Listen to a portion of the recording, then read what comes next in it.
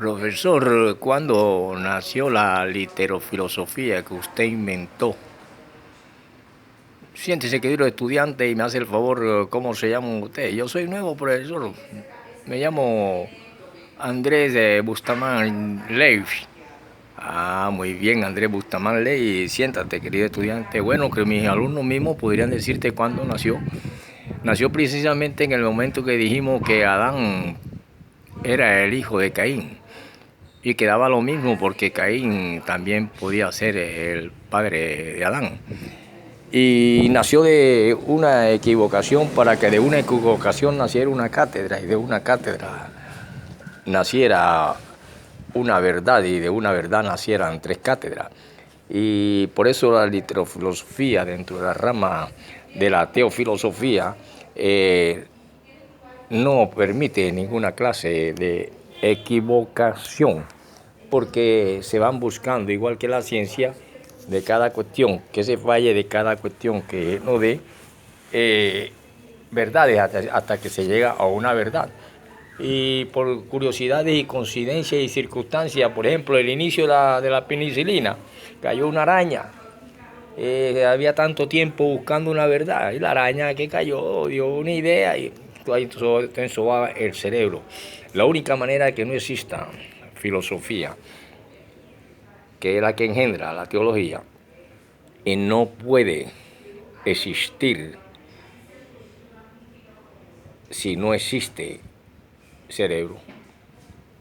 Es difícil que una piedra tenga cerebro y es inanimada, pero proviene de las mismas esencias como materia objetiva y que determinan peso y cuestiones y solidez o líquido o gas como el sol o cualquier cuestión que tiene que ver con todos esos elementos, pero que los elementos que crea Mendeley, que crea un ruso, fueron también apareciendo más y más. Yo creo que ya no son los mismos que cuando estudiamos allá en la época del 70, del 60, que habían apenas 101 elementos, ya creo que va por 113, ciento y pico, y van apareciendo y van apareciendo y van apareciendo, y en la misma Tierra también van apareciendo cuestiones que tienen que ver con elementos nuevos y cosas. Y por eso cualquier alumno mío le puede decir que la literofilosofía sí es eso, porque en la Biblia todo es posible y que al ser todo posible, la astrología como ciencia también que nace y que para hablar de ella se necesita tener un cerebro, por eso todo tiene que explicarse.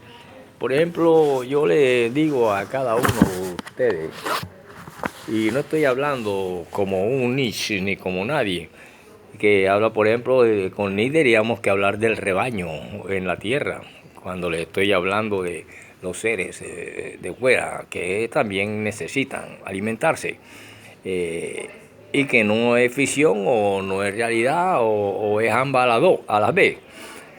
Porque nosotros nos llama, a mí pues en especial pensando, me llama la atención que existe un primer milenio y que en ese primer milenio existe, por ejemplo, un rey y que data del 884 al 869 antes de nuestro Señor Jesucristo, ojo, y que ese rey se llama Asurmashipal en Asiria, y que en esa Siria tenía cultura donde habían seres ya con alas. Se representaban en sus mitologías, que son los inicios de la religión, se empiezan a representar dioses y se empiezan a representar ángeles. Y cuando hablamos de Asiria estamos en el famoso Oserca, ahí mismo, de las montañas de Arará, donde hay una posible arca que es el lugar más cerquita donde podía llegar después de un diluvio, pero que sin embargo existen muchas otras partes de la tierra donde también hay gente Y sin embargo, con esta Siria, que es el primer imperio, porque después fue que vino el imperio egipcio, pero que ese imperio ya desde el siglo del 4000 antes de Cristo conoce la escritura, no hay idea de un hombre que después se va a pretender que todo lo que existe, porque él lo escribió, proviene de un Dios del que él habla. Porque en este primer imperio que fue el asirio, fue antes del egipcio, y sin embargo nosotros creemos que con toda la perfección del principio, ese paraíso terrenal se encontraba en Edén, y Edén está en Asiria, y está en la media que tiene en el oriente y en el nororiente un mar Caspio, y en un sur un golfo Pérsico, como dijimos. Entonces ahí está toda la antigua Mesopotamia, y se encuentra precisamente Niniví. Pero ¿qué es esta Niniví? Vamos a partir de que esta Mesopotamia antigua tenía capitales, y entre esas capitales podemos hablar de Asur, Calat y Ninive. Y esta fue conocida en el primer milenio antes de nuestra era, una civilización cuyo origen remontaba al tiempo de los sumerios y acadios, y se construyeron grandes palacios reales como el de Korshahats en el 713 al 507, con sus magníficos aposentos, capillas y torre. La decoración de esta pintura estaba dominando los motivos de las estrellas, y representaba estrella. Cuando estamos hablando de estrella, estamos hablando de constelación. Y al hablar de constelación, estamos hablando donde hay muchas e infinitas estrellas, pero también hay astro. Y astro, y planeta, y estrella tienen diferencia y tienen correlación, porque todas están en el universo, y todas provienen, y todas tienen como la materia en general átomos, moléculas que hacen posible los genes que conllevan y tienen que ver con glóbulos rojos, glóbulos blancos, respiración. Y por eso creo que hablamos de un monte Sinaí en clases pasadas, y hablamos de un Tíbet, Alto Tíbet, que creo que lo duplica.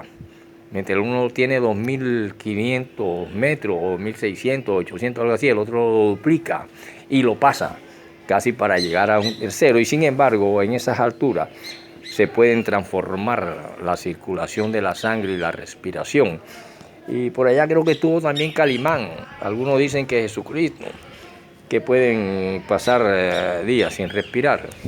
Por lo tanto, cuando hablamos de constelación, entonces estamos hablando, para meternos después con esta cuestión de una cantidad de libros de un pensador que habla, y todo el mundo lo demoniza porque habla de un anticristo o una cuestión, y habla no sé cuándo, pero se llama este hombre Friedrich Nietzsche, quien es también quien escribe La voluntad de dominio, que es el punto central de una obra filosófico-teórica escrita en un invierno de 1881-86, y logró venir en esa época como una de las colecciones de apuntes a la que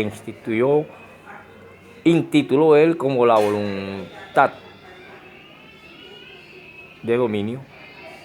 Pero que este ensayo tuvo una interpretación del mundo, y que había hecho constar de 4 volúmenes.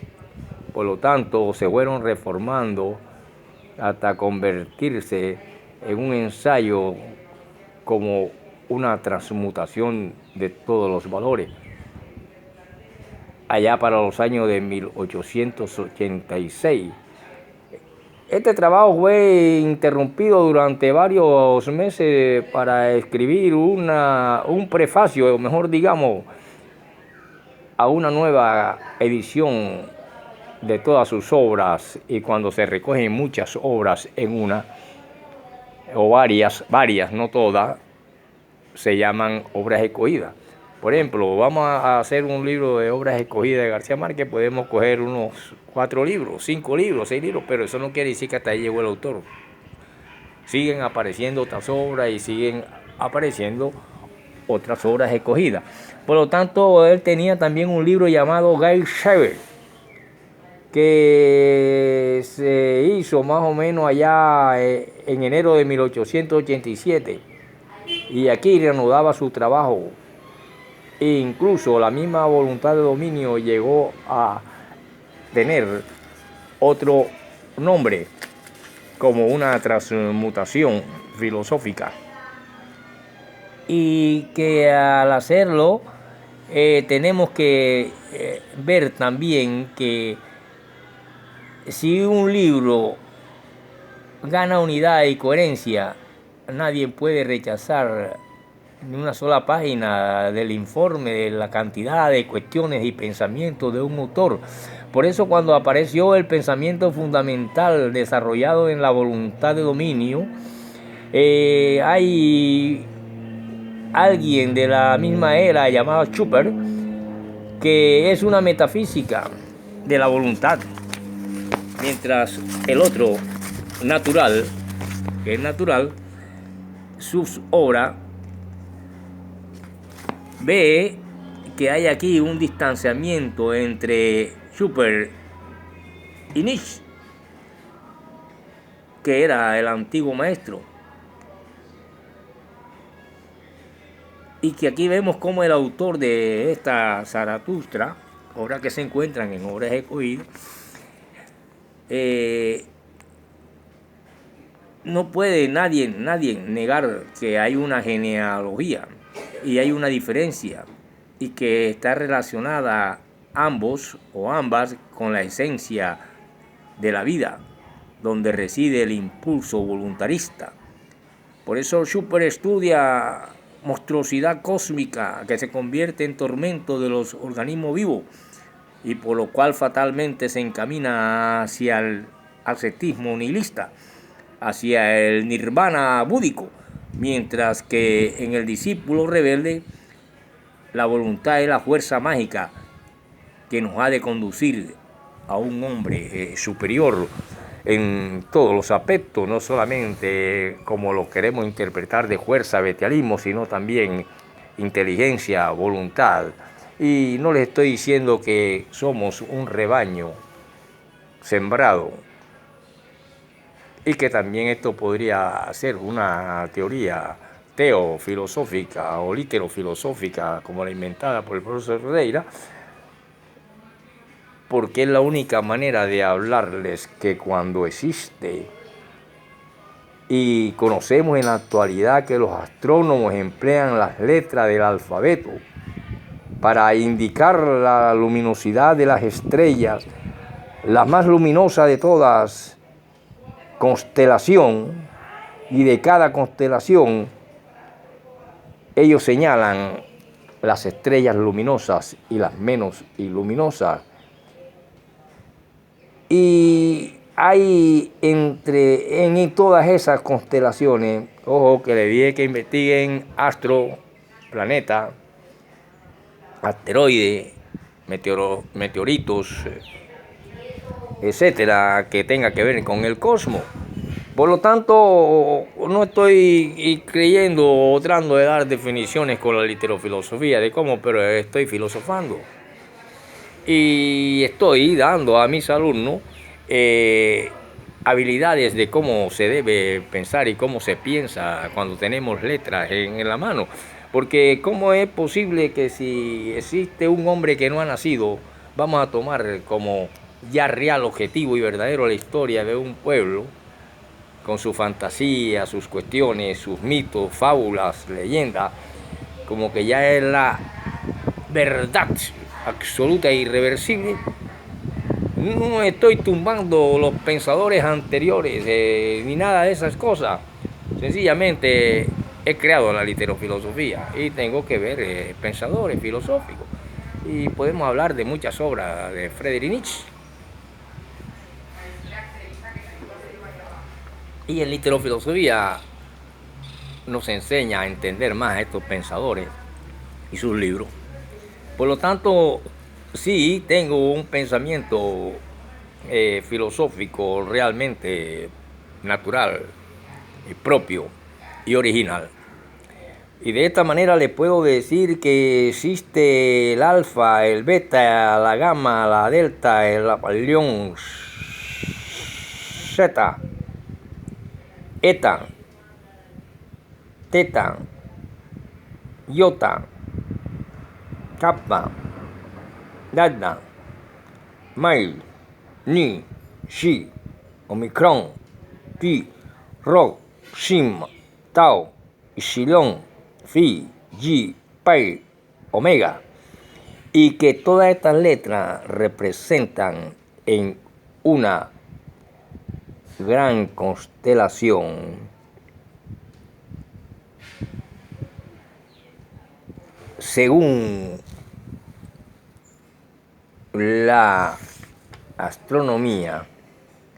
Tienen las constelaciones nombre propio y las galaxias también, lo cual son miles de millones, y que nosotros apenas podemos hablar de algunas cosas escogidas en el infinito cielo o en el infinito universo o espacio, que todavía apenas podemos llegar al alto Sinaí o al alto Tíbet, y se transmutan nuestros genes, nuestra respiración, nuestra realidad objetiva, y cómo vamos después de la atmósfera sin nada puesto encima a seguir volando hacia allá para buscar un cielo. Y así, de esa manera, podemos hablar de que lo más cerca a donde estaba el jardín del Edén eran unos cuantos pasos, y por eso se dice que ahí cerquita pudo quedar el arca de Noé, pero ya existían otras cosas. Y por eso les digo que cuando existió este símbolo de un toro con cara de hombre, no era más para proteger, y esta simbología estaba protegiendo contra los malos espíritus que algunos religiosos llaman demonio. Hoy en día le llaman demonio hasta el dolor de barriga. Los representaban en sus grandes palacios y tiempos, y también eran esculturas que expresaban muchas en bajo relieve, muchas expresaban escenas guerreras o de caza, de tal manera que la simbología, así como en la astrología las letras representan, las letras del antiguo griego representaban las constelaciones, pero ya ahora el hombre sabe que si puede poner el pie en uno de estos grandes astros, y apenas está en carro en mula para viajar, no está ni siquiera en carro en mula, un poquito más atrasado, en burro de pelo, viajando a Marte, y apenas hay que muchos dudan en la Luna, donde hoy en día tenemos que situar que la realidad no es sueño y que el sueño no es verdad. Yo he soñado miles de veces que me han apuñaleado y me he levantado y el colchón está seco. Ahora, hablar de interpretación de los sueños, no ha visto todavía sobre la Tierra una precisión de los sueños, como tampoco de ninguna profecía.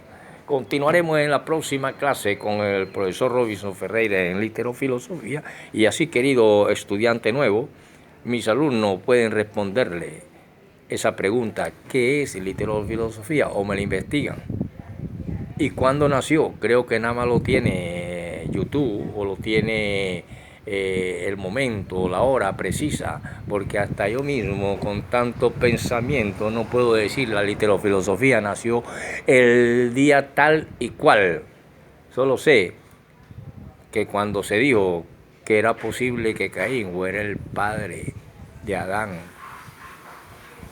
y que daba lo mismo que Adán fuera el padre de Caín, porque en la Biblia todo es posible.